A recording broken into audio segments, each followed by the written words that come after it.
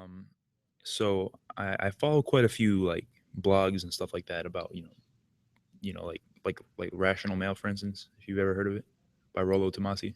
Oh, I haven't. I think Okay. I've heard of it, but I've never visited it. Okay. Well, he's basically like he talks a lot about like just feminine evolutionary biology Yeah. mostly, and one of the things he talks about is women's sex drive, Yeah. and you mentioned that men and women have equal sex drive.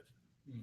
So uh, he actually said that women have a less of a sex drive because of the fact that we have more testosterone. And if you look at female bodybuilders, Hmm. when they get injected with testosterone, the first thing they say is that they notice an increase in sex drive. Right. They So become more aggressive.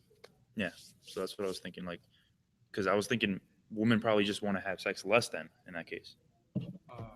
Okay, so this so there's a lot of confusion around testosterone well, actually, there's a lot of confusion around what sex drive means. Right. So whether you want to have sex is one thing, and then there's the who is the active aggressor in getting sex. So if you have higher testosterone, the kind of sex you'll want is different.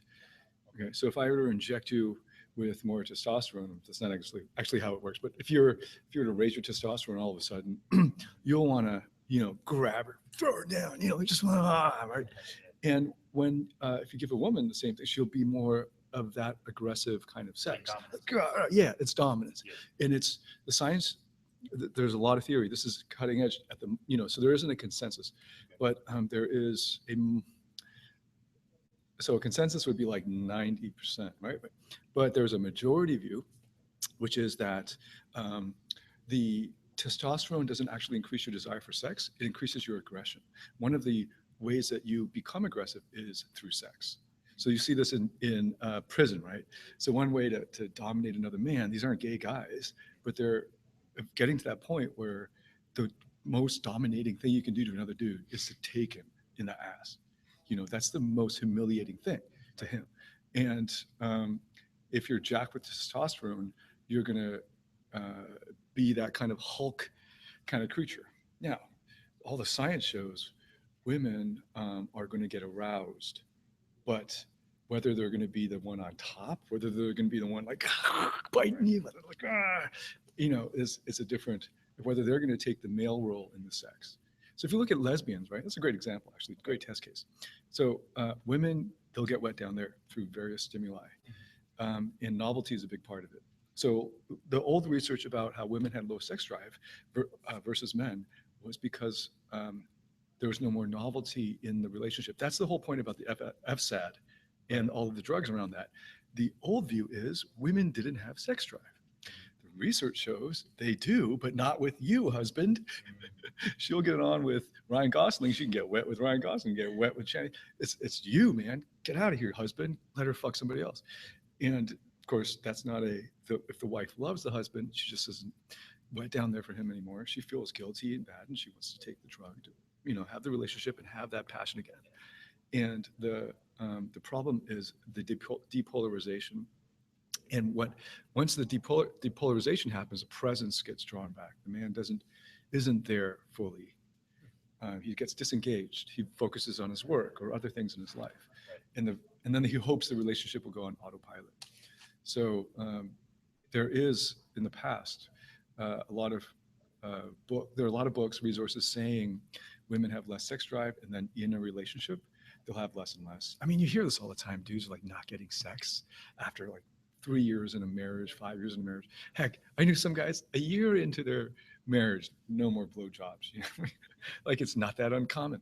I know you're young, but man, that's the truth of it. They're not going to go around telling you about it, but this is how it is, and that's because of the depolarization that happens, and then the ensuing. Well, there's a lot of other factors, but those, the depolarization and the presence was what I was focusing on today, and that's a big contributing factor. Right. Cool. And that was so okay. I get that. And the second thing was basically about the depolarization. And you mentioned presence making the man more polarized to the woman. Yeah. Um, Yes, that's right. It Yeah, can contribute to increases your polarization. polarity, man. Yeah, because you have to And be there. right, and testosterone, and Well, it won't raise your testosterone quite yet. well, like yeah, presence won't raise your testosterone, but I'm saying that that's a factor in polarization. That's right. Yeah. So, is there anything that's Well, actually, that's a great question. There are no studies on whether presence will raise your testosterone, right? so we don't know. Mm. Okay, But sorry, I but it sounds interrupted your like David question. Data almost the stuff that you're talking about almost. You say David Data because that's how you know this material. Yeah. But there is one thing I was talking with Steve about tantric sex. Mhm. David Data is coming out of the tantric sex tradition, and there it goes back thousands of years. And you know the classic yin yang symbol. Yeah. That's the classic masculine feminine polarity symbol. Right. And so David Data is a proponent of a particular view of how the masculine and feminine polarities interact. Right. Okay. Yeah. And he's a So very eloquent proponent. for sure. And so like besides testosterone and presence, what else like contributes to the masculine polarity? Oh, well, okay, sure. There's a long-term, like there's a long course on this. So it's a matter of like picking and choosing what to focus on. Okay. Um, Being in your masculine is something that you practice over time. So the I can give you some examples, and then I can give you some big examples, and then some smaller day-to-day examples that might have even happened to you guys today or to me today. Um, so the big examples are whether you're in a career that you find challenging, Right. purposeful, that it contributes to something greater, that you have to step up, and there's a little fear in the career. So this could be nursing. You know, it's not like traditional male-female stuff. But if it challenges you to the point where you're a little bit afraid and you have to face that fear and step forward and step through, that will increase your masculine essence. Many women in the West, in the modern world, are have to operate in their masculine energy to get ahead in the world. So they have to get on deadlines, get shit done, think ahead, think like long term, and uh, they often dress more manly to fit in. Even I mean, Like the it's hair just short. express. Yeah, it's an energy. But then the feminine is sort of absent mind, like it's sort of in the moment, in flow, and feeling and letting go and um, being sort of wild and with abandon, you know, just like just feeling the moment. Mm. And Like reactive, pardon? almost reactive. Well, it depends on what you mean by reactive. They're definitely reacting to the environment and Responsive, maybe. I situation. don't know what. Yeah, sure. Like submissive, Yeah. like surrendered. Yeah, surrender. Yeah. Surrender. That's a common theme. Yeah. Um, so yeah, there are some men who are in jobs that they go to get a paycheck. Like they're just it's the same grind. They don't really care about it. They're just showing up to get through. You know, like I know guys in data entry jobs. They don't find it challenging. It's just to pay the rent, Mhm. and that will sap your masculine energy. Okay, so that's sort of big. And anytime you can challenge yourself physically, that will that will get you into your masculine energy. So BJJ is a great way to do it. It's amazing that it's only recently become popular versus like karate and other striking forms because you can actually choke a guy out. So if you get choked out, you feel what it's like to almost die. Right. You know, whereas Yeah. striking, you got the pads and you're not supposed to punch a guy to death. You know, like Yeah. so.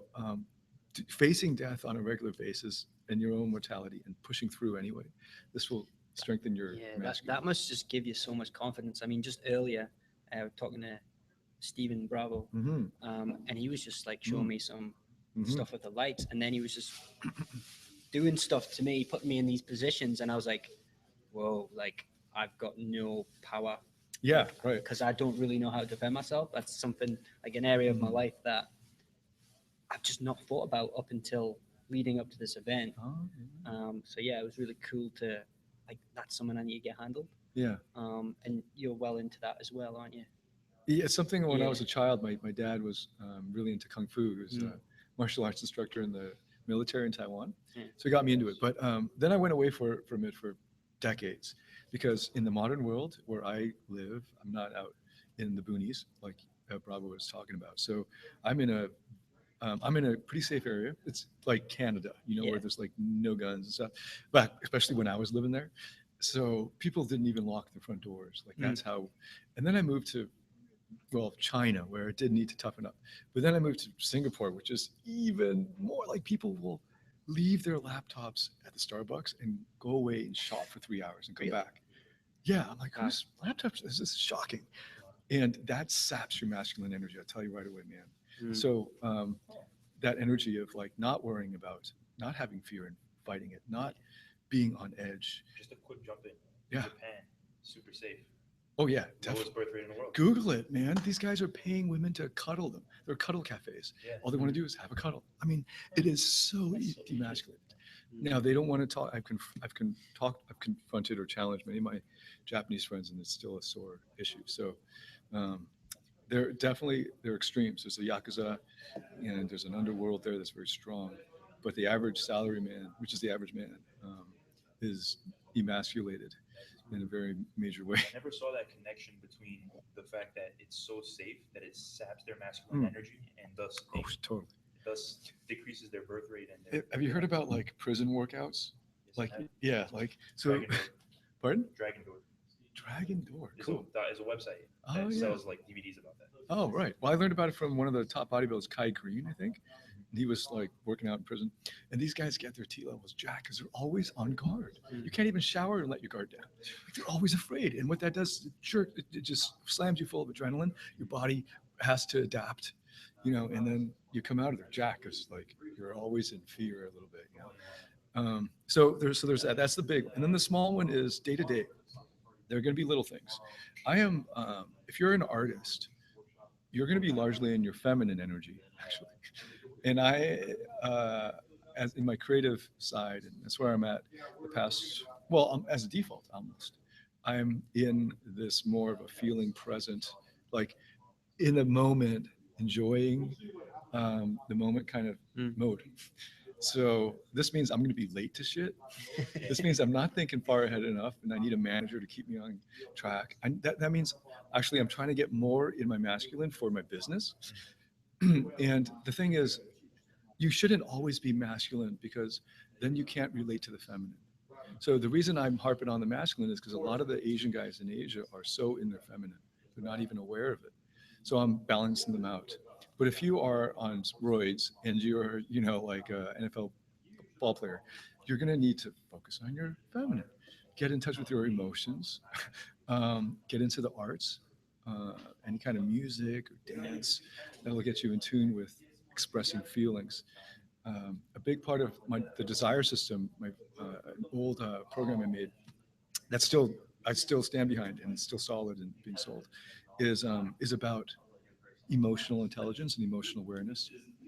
So so I don't want to make it sound like you have to, become a barbarian or something. Mm. Being a barbarian will definitely keep. I mean, I think Genghis Khan is one of the most masculine dudes in history ever. But to be a modern man is to balance the masculine and feminine. So on a day-to-day basis, there can be lots of things like whether if I'm afraid to speak up, speak up. That'll help you with your masculine. If I'm afraid to assert myself, I know a lot of minorities. I mean, I used to feel it. Whether you're going to speak up if you feel like you're wronged. Um, like I'll give you an example. Here's a little disclosure. I was on a first class United flight on the way here, and one of the legs, because I went LA Denver to here, was I'm in 1F or something like that. I'm in the first row, and there may be 4 rows. I wasn't even sure at that time. And they started serving meals, and they asked, "What would you like, the omelet or the oatmeal?"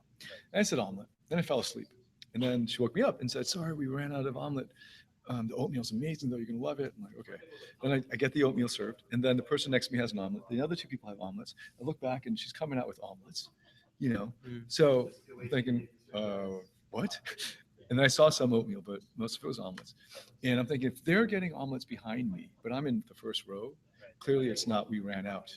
So it was a point of like she's rushing, and so I'm looking for an opportunity to stop her. Now I could have just let it go because I was hungry. I did want to eat. Oh, what's the big deal? Yeah. But I needed to know what the fuck was going on. So I did stop when she came around. She finished serving when she came around with the with the bread or something. That's when I stopped her and I said, I asked her, Mhm. there's no way that you ran out of omelets at 1F or 1B or whatever my seat was. And she said, "Oh, I'm so sorry, sir. We had to serve the 100K first because I was on miles, so I had no status at United. And we had to, there were so many of them on this flight. I'm so sorry, sir." And then she's like, bad mouthing United. "I wish they had more. They should have more omelets." Yeah. And so it totally mollified me. But I was sort of like, that was one of those daily make or break moments. I'm Yeah. going to speak up and find out Mhm. what was happening. So little things like that, the more you speak up and assert yourself, the more you're going to be masculine. I'm just gonna speak up and assert myself one last time. Yeah, about man. this. Yeah, man. Presence. Hmm. You just said that the masculine energies and feminine energies, and they have different activities that go hand in hand with those. Mhm. So when you said feminine activities, you sort of mentioned presence, Yes, right. but you just said in polarization, Yeah. presence is That's for why masculinity. presence is such a big term. So I caught myself saying that. I was like, okay, he's probably going to ask. So presence, there can be feminine presence. Obviously, it's not can be. There is a feminine presence. The feminine presence is inward. It's feeling, the tingly sensation of your fingers. It's feeling the rain on your face. It's when you're dancing, you get the music and it's in you and how you feel and react to it. And you feel inside. The masculine presence is penetration. It's like I'm looking and I'm feeling you. I'm not paying any attention to myself. It's all you. It's penetrating. So it's almost outer. Well, think of it as penetrating. It doesn't get more masculine than that. Think about all of the football, like all the games that men like to watch. It's about you penetrate a line, or you take a ball and you penetrate a hole. Every game, penetrate a line, hockey, football, soccer, or you take a ball and you penetrate a hole. Also soccer, basketball, Yeah. everything. Lacrosse. Think of every pool. Every single Even game. shooting someone. It's like Oh, committing like fully going through a through, but through, right? Yeah, it's about breaking through and then Yeah. yes, and resting. Mhm. And you guys know David Data. So one of his first chapters is the myth of resting. Stop looking to rest. Right? That was chapter 1 or 2. Every man is just is looking to the point where he can finally say, "Ah, that's it," and rest, like an orgasm. And that's how I began to talk. These guys thought, "Oh, I only need David Tian until I get the girl, and then I'm done with that stuff I learned. Now I can relax." That's the problem. The thought that you can just relax now. That's him and his feminine. Right. So the woman in her is inward, yes, and then the masculine is out, but it's specifically not out because you can go out in a dispersed energy, right? Like paying attention to that like peripheral. That's also female, by the way, peripheral.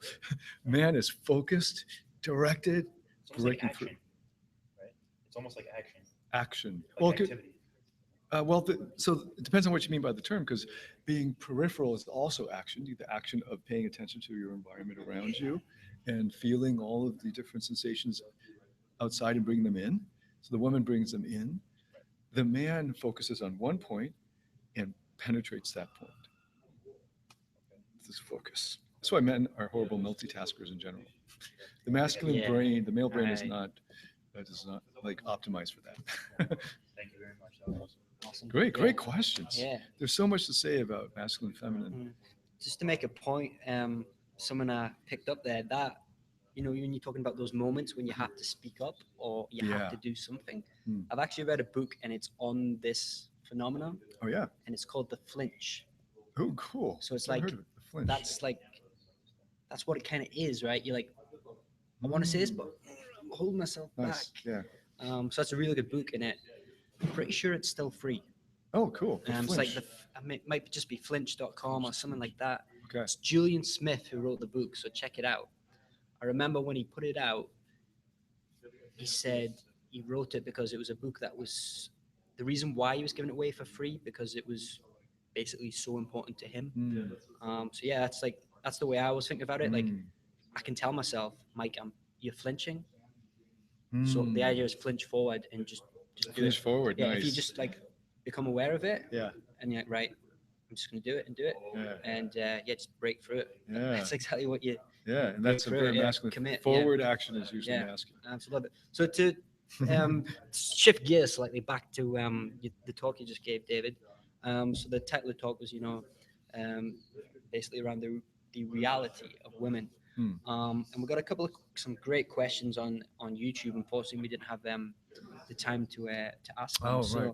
So we'll go this one. I think it was from Nathan who sent it in on YouTube. So you talked about neediness and the white knight syndrome, Oh, I didn't even get to that. Yeah. right? I mentioned it and I ran out of Yeah, time. yeah. So Yeah. Nathan asks, what would your advice be on moving past the white knight? Yeah, that's awesome. Well, uh, first of all, I think most people don't know what that really, they don't really know what that means. The reason we feel like white knight, I mean, what it is another way of putting it is fixers. So if you've ever been in a relationship where you found out she was less than your ideal, maybe she's unfocused about her career or something, and you originally, before you got attached to her, wanted a woman who was focused on her career. And then you thought, well, I love her, or I'm attached to her, or whatever, right? So I'm going to help her out, right? I'm going to Yeah, fix her situation, yeah. and maybe she's now really feeling depressed, and I will fix her It's like depression. Coldplay. Fix Oh yeah, You. fix. Yeah, yeah. I'm gonna fix it, and then you can see where this is going to go, because then she will feel like, wow, he's going to fix everything, and then she's just going to let go of her responsibilities. But that's how it plays out, and then that relationship fails. But the reason you have this is because at a deeper level, you feel like you're not worthy, you're not good enough unless you are useful. Mm. So as children, we often didn't get attention. I know achievers didn't get attention from their parents or the adults unless they did something worthy of attention.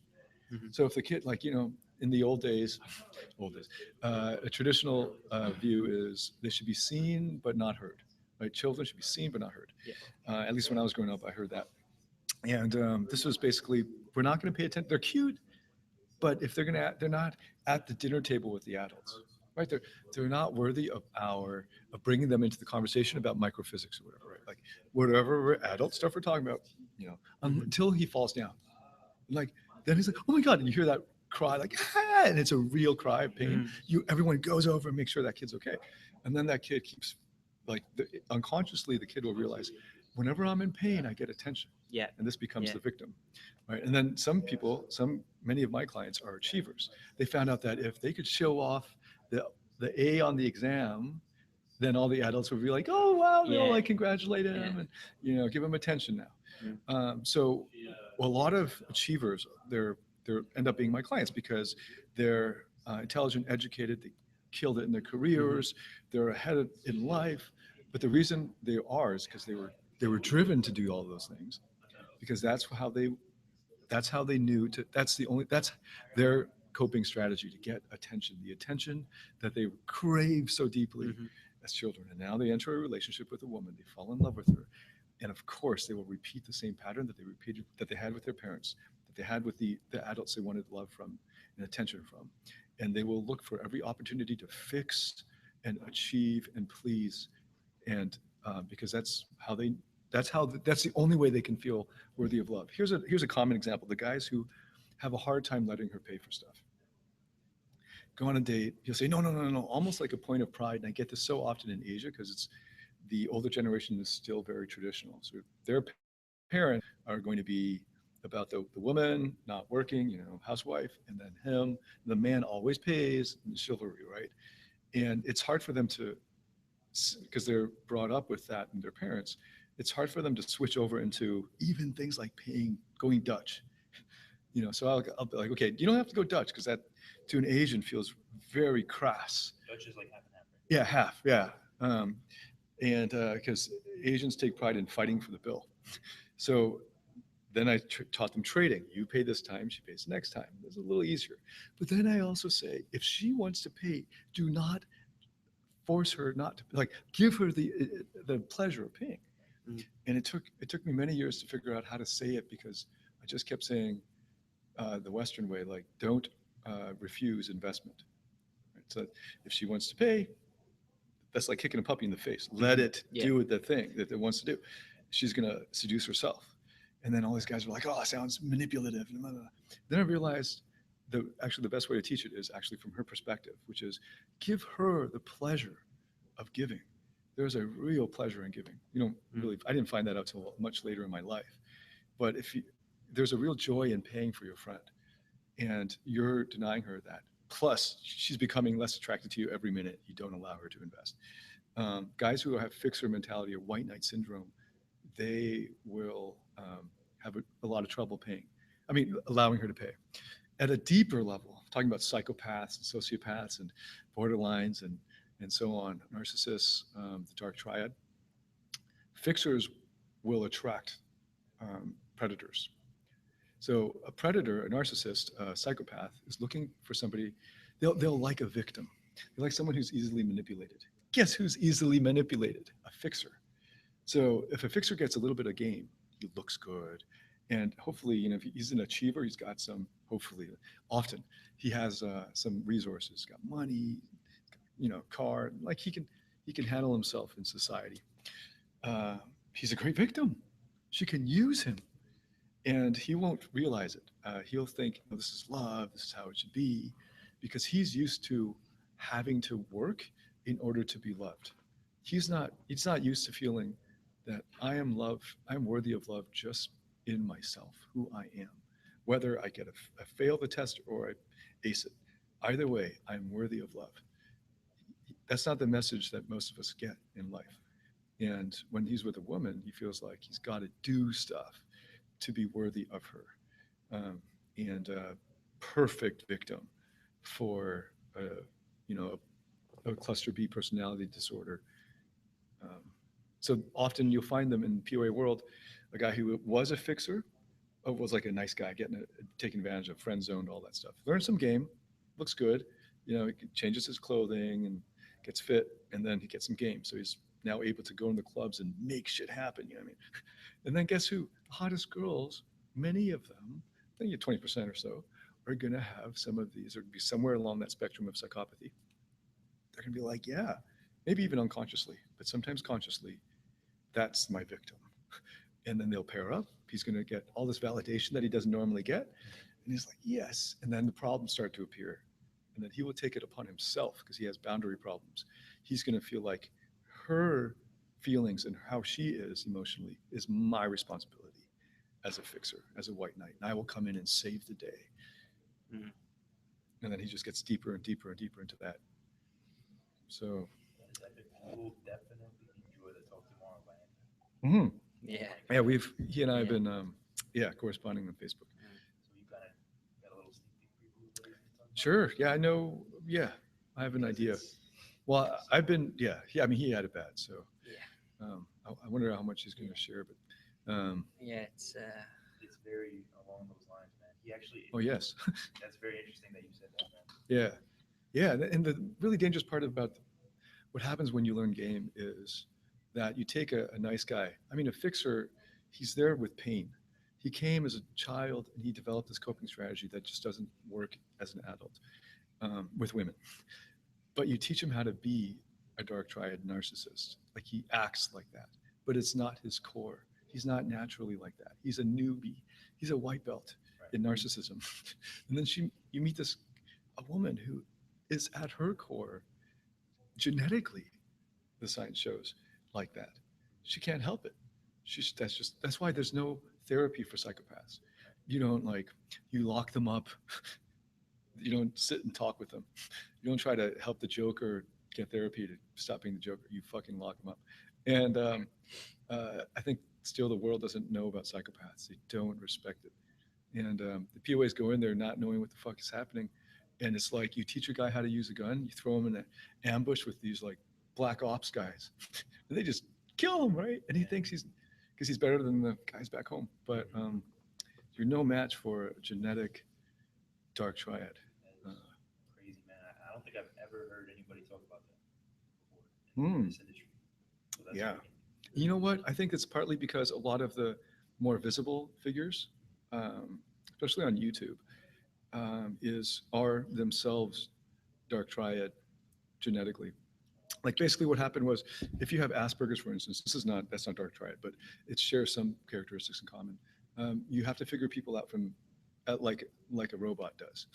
Like because you don't naturally have that in you.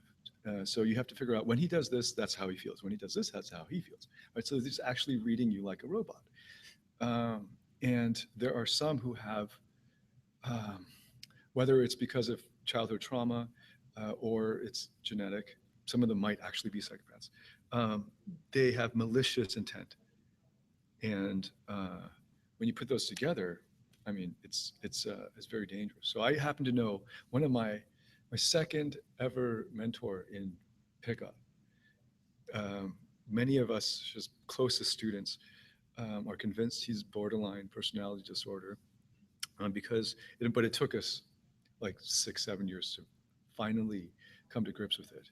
But one of the reasons he wasn't one of those guys who started out he came to the community already knowing what the fuck. So he was one of those guys who was a natural, that one of the non-natural, the nice guys went and befriended, and that when he was a teenager basically, and broke down his game. And then that my mentor back when he was like 17, 18 realized, oh shit, I can make money off this. And then that's when he entered the community, profited off it, and just anyway. So it the POA community as well is a breeding ground because it attracts. It's a breeding ground for psychopaths, and it attracts not for dark triads, and it attracts psychopaths. It attracts predators because who is the audience of the market? Guys with fixer problems, nice guys who are easily going to feel like there's this emotional void in their hearts. They need to fill it. Who better to fill it to teach them the message than a psychopath who plays the game, naturally better than anyone. Do you have any like recommended literature on that? On Research, I guess, or just places yeah, to learn well, from? I know Anthony's going to come out with a got lot of few, books on it. Oh, he's- Yeah. Um, Yeah. I have one of the things from my academic background, which makes it the way I think different from pretty much everyone else in the POA world is a lot of epistemic humility. By that I mean I know that I don't know a lot. Like I know what it takes to really know something, a decade of full-time study of it, being on and even then, I mean, because our senior professors are 60, 70 years old. They've been doing it since they were 25, 20. So I have many senior people in psychology and psychiatry that I turn to, and they've been guiding me through my readings.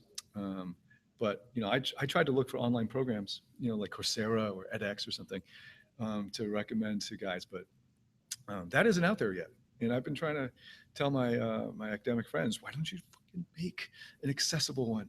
Yeah. Instead of forcing people to pay $35,000 a year tuition and all this shit.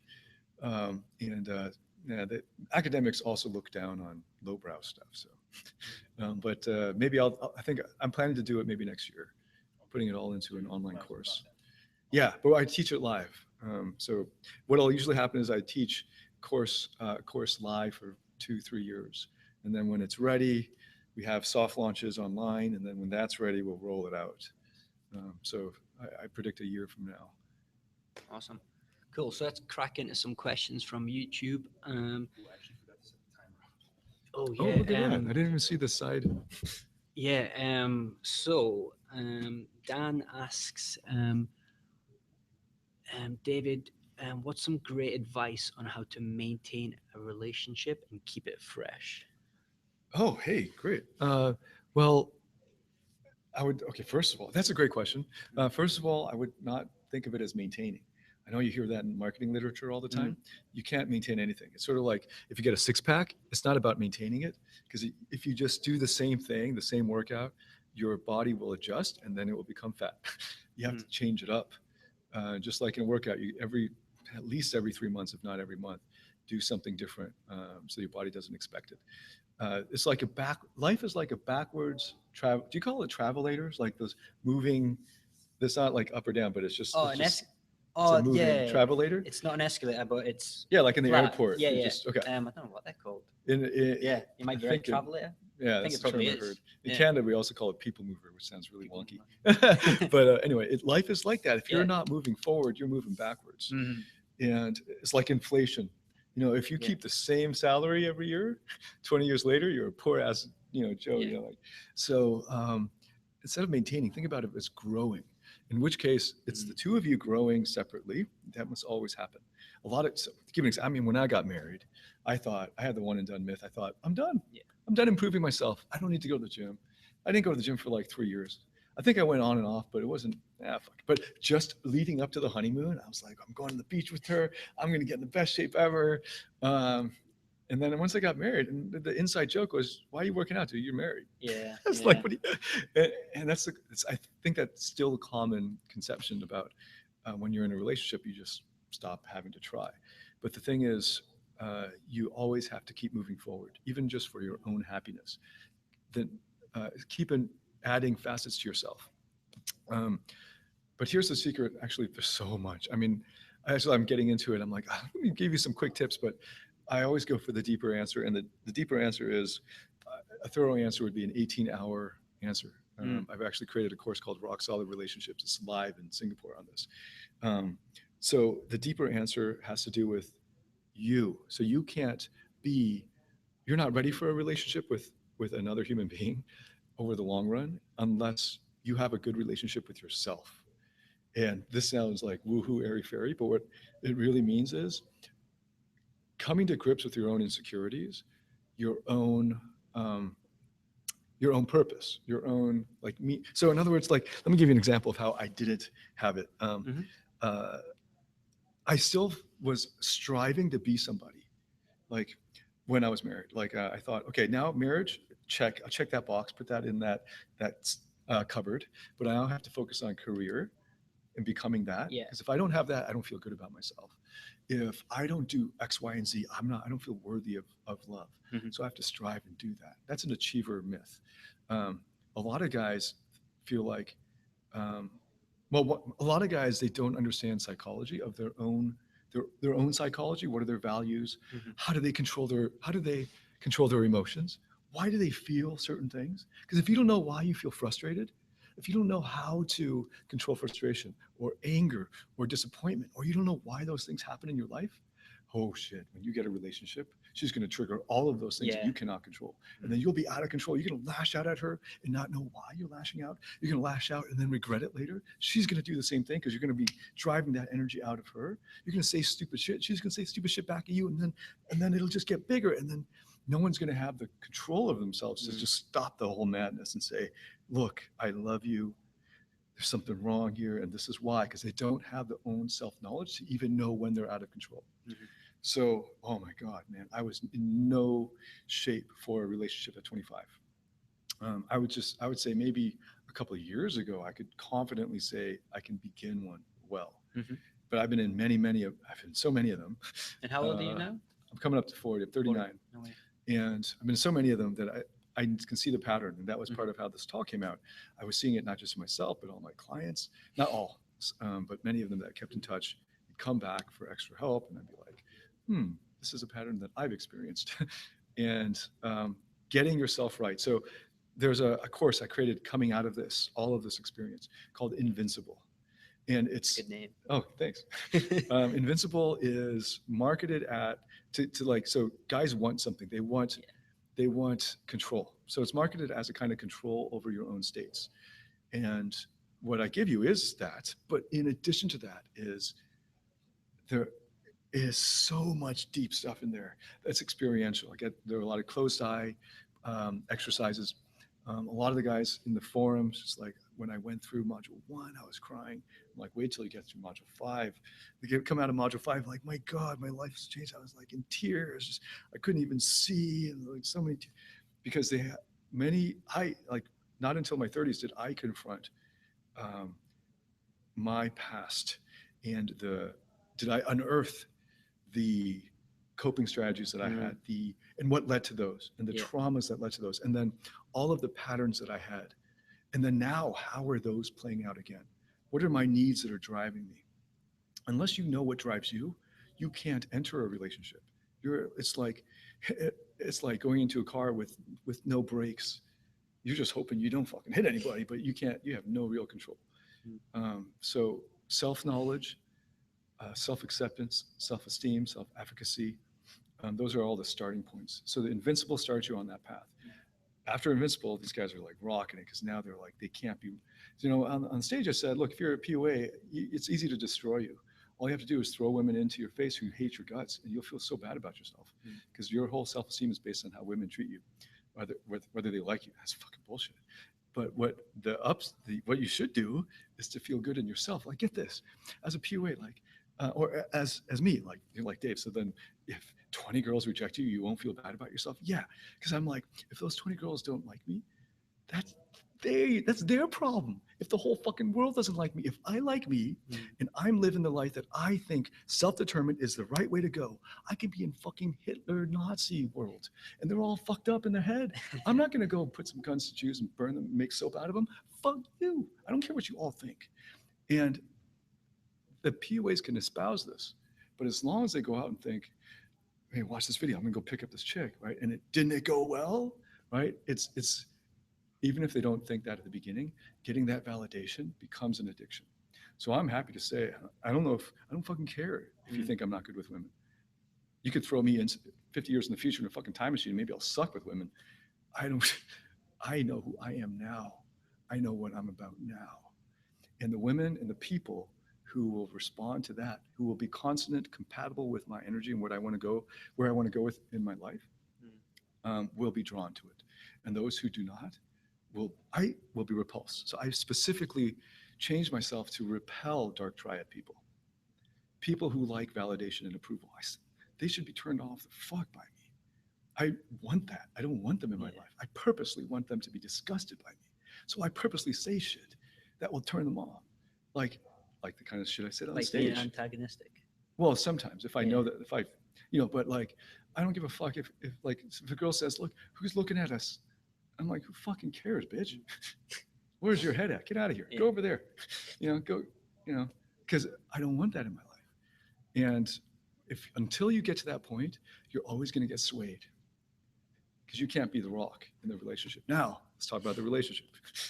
When you're in the relationship, she's going to have her shit going down, right? So often, like, I'm dating a girl who's 18 years younger than me, and we're pretty serious. Many of my clients are dating younger. Many of my friends, man, they're older than me, and they're dating girls in their early 20s. I would say teens, but that would be bad. And it's just common. Like, if you're a rock, she can freak out about all the little things. Yeah.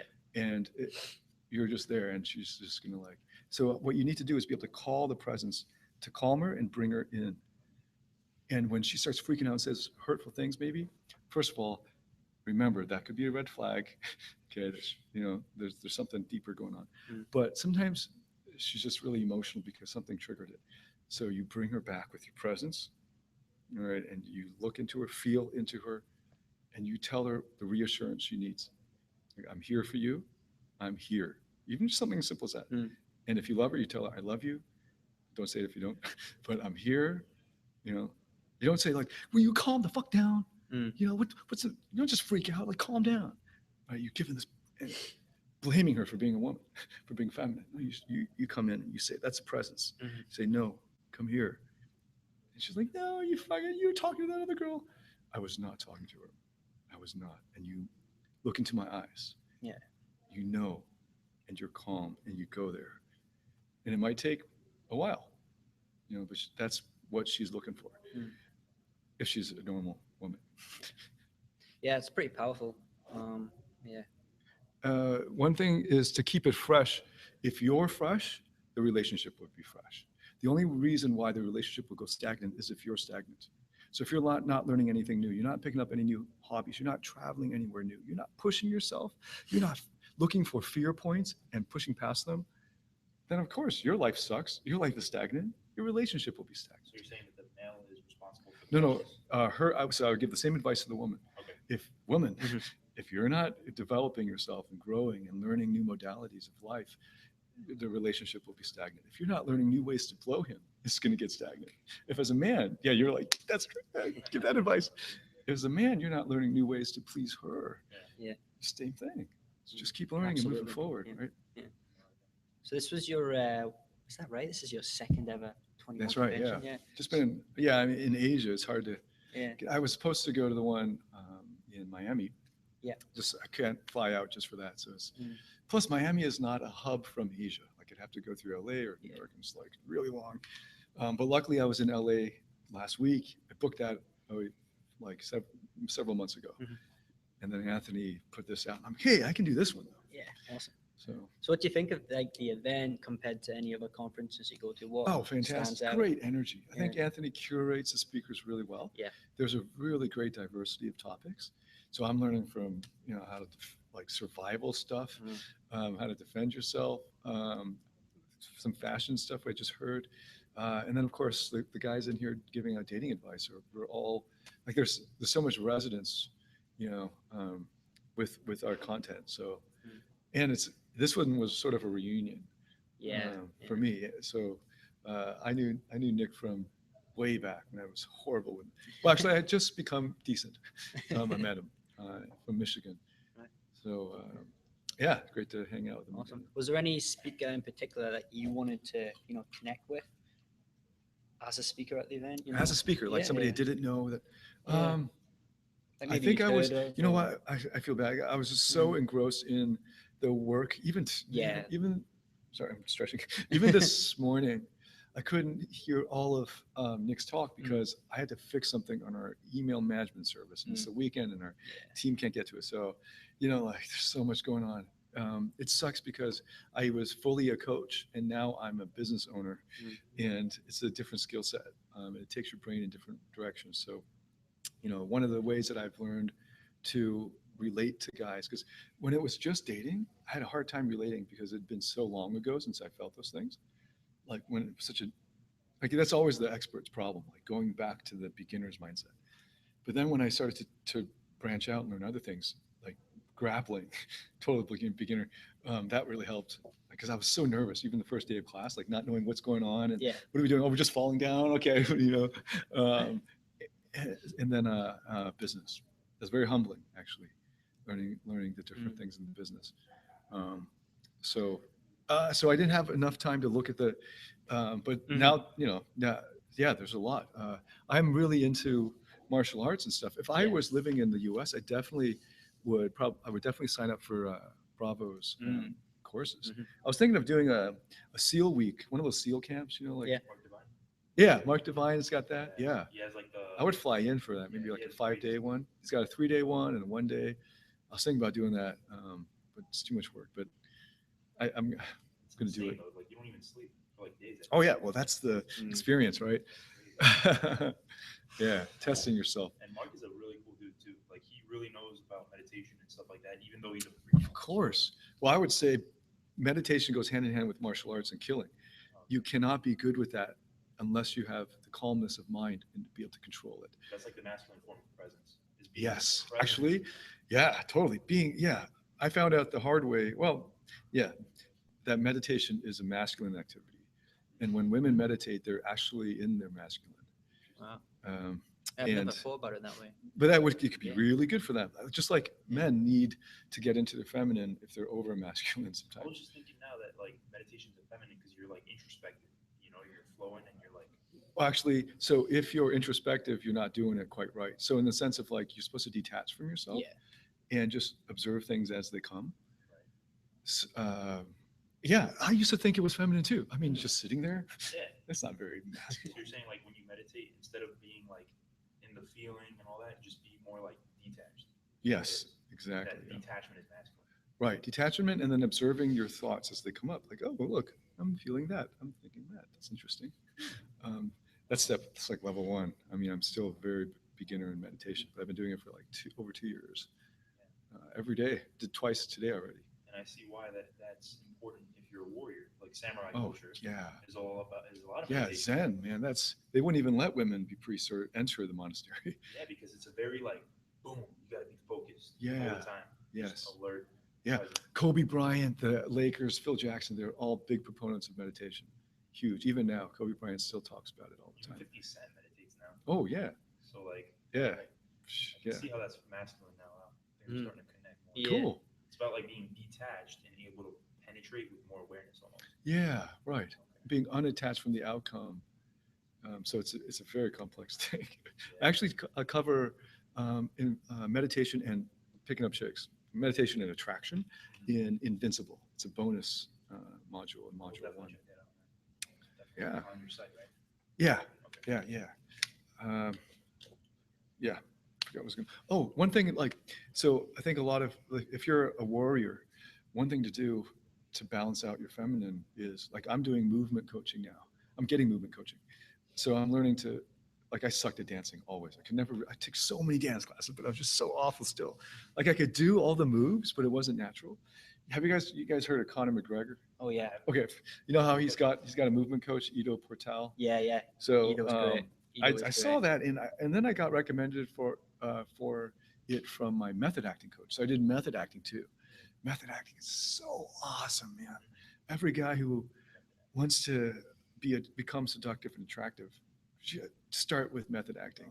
You know, improv comedy, that's good. Mhm. Improv acting is great, and that's a common thing the seduction community from way back. But method acting is, in my opinion, so much more challenging, demanding. And if you can do it, like we look at seductive characters on the big screen and we go, wow, right? Like we buy into that. Ryan Gosling, yeah, but he's playing a character. Mm. It may not be him at all. Leonardo DiCaprio. It's because they can portray that on the screen, not because they're naturals or anything, but because they're fucking good actors. I think a good example too is that gay guy. Neil, man, the What guy movie from, was it? He's like he hosted the Oscars. Oh yeah, Neil Patrick Harris. yeah, Oh, yeah, yeah. yeah, I love yeah. him. Doesn't I he love play him. like a super? He like, does, yeah. What's you the know, TV show? How I Met Your Mother. Yeah, He Barney plays like a Stinson. guy that Barney's- gets a bunch yeah. of chicks. Yeah, In yeah. reality, Yeah, he's it's- method yeah, acting. it's- acting. Yeah, man. Because acting is about being able to Yeah. enter that emotion Yeah. and control when you enter it, how you come out of it. Mm. Yeah, Yeah, he's hilarious. just awesome. He's so funny. I couldn't believe, like, because I watched How I Met Your Mother. Yeah. Like, I love that show, like, yeah, so yeah. much. Oh yeah, so many guys do. It's, Yeah, it's so good. And then I found out he was gay. I was like, what? Yeah, right. It's like Jack Donovan. You guys know Jack Donovan? sounds familiar. Man. Is he an Well, that's actor? Not really method acting. That's just Oh, a random example. But Yeah. this guy is like the most masculine dude in the world. He wrote the book The Way of Men. Oh, He's like in a biker gang. oh, Yeah, somebody man. wrote that on the comments. Yeah, Yeah. right. Yeah. But he's actually gay. Oh, I have that book. See? Oh, he Yeah. really? Yeah, he's actually gay. Interesting. But I actually met the dude, and he's super masculine. Yeah. Man. And he was talking about steroids and stuff after the age of 35. Yeah, yeah, He's right. in like his early 40s. Mm-hmm. And he was talking about that too. Like once you hit that age, you might want to start considering maybe artificial means for testosterone. Oh, like TRT. Yeah. Yeah. Well, we eating hormonally grown, like so many hormones in the chicken and the food we have. And the plastic bottles. Oh, plastic. Yeah, there's so much that we fucked it up in our bodies. Like PVC and all that. Like, yeah, yeah, yeah. So I definitely will eat natural as much as I can. I've even been trending towards vegan as much as I can. Like it's hard to say no to the meat, but I'm cutting down on it. I'm carrying 2 big vegan protein powders that I picked up in LA because it's hard to get it in Asia. Doesn't that kind of like, like impact your energy in a sense, like masculine energy? Because when you Vegan? eat meat, like doesn't it kind of reinforce like a hunter-predator instinct in you that increases your masculine energy? Sure, I think eating steak can increase your testosterone, but it does all these other things. Plus, it harms the environment. So it's sort of a challenge to me. Can I keep up? I mean, there are many other foods that will help you keep your testosterone up. And Arnold Schwarzenegger just came out as like a proponent of vegan proteins. He did a video with James Cameron. I was just in Gold's Gym in Venice Oh, yeah. Beach with Christian Hudson working out every morning. And 3 out of the 4 mornings, Arnie was there, man. He's just like a regular No guy way. there with a bodyguard, but like people Was he talk doing to his him. t-shirt promos when you were there? Oh, you seen no. that? T-shirt. He's No. got a massive He's "Come selling- with me if you want a lift" campaign. Oh, maybe he was. I on didn't his look at his. t-shirt, Yeah, I didn't look too closely. it's at his t-shirt. huge. It's like all over Facebook. Yeah. yeah. What is inspiring, man, to be in that gym? That's crazy. If that's not a paradox, I don't know what it is, man. Arnold Schwarzenegger and veganism. Yeah. Well, I mean, vegan. Yeah. A lot of the vegan protein is vegetables, right? You have pea protein. So eating vegetables is not masculine or feminine. It's just healthy. If you then want to eat meat, that's a separate thing. But eating vegan doesn't give you tits. Okay. So, like the other crap. It's So, like eating normal. if you get tofu will. So you want to stay away from soybeans, right? What So, about soy sauce sushi? I think that's different. I don't know. You got to ask somebody else. But Mm. the soy sauce itself, I don't think is. Yeah, I don't think so. Soy I'm interested to find out beans. what Ted Rice has to say. So Oh, he's is like he a gonna be- self-improvement performance coach. I Oh, think he cool. works with like high performers. Oh, cool. He has a podcast. It's like think it's called the Legendary Life Podcast. Oh yeah. Okay, I've s- seen that. I've seen that could be around. could be cool to. I'm wondering if he's going to throw some diet. I keep stuff in getting these there. questions about testosterone. Yeah. Man. It's like a big deal. Yeah. Have you guys heard of there's a book called Man 2.0? That was like a big thing for a while. Arnold Schwarzenegger wrote a forward for it. Right. Um, It rings a bell. Like, Okay. It rings a bell. Just a few comments before we wrap it up. We're going to go in and see Mr. Marcus Oakey finish up. Just some compliments, really, David. Can you please tell David Tian that Oh, he's hey. fucking awesome? Thanks, Second Dan. that. And Levon, I think. Levon. Devon, cool. Arnie working out with a Yeah. bodyguard. Nuts. Yeah. So thanks, David. My That was pleasure, a man. cool talk. Thanks for listening, guys. Yeah. So Thanks for asking the questions. oh yeah, thank you. Yeah, Pleasure. great experience here.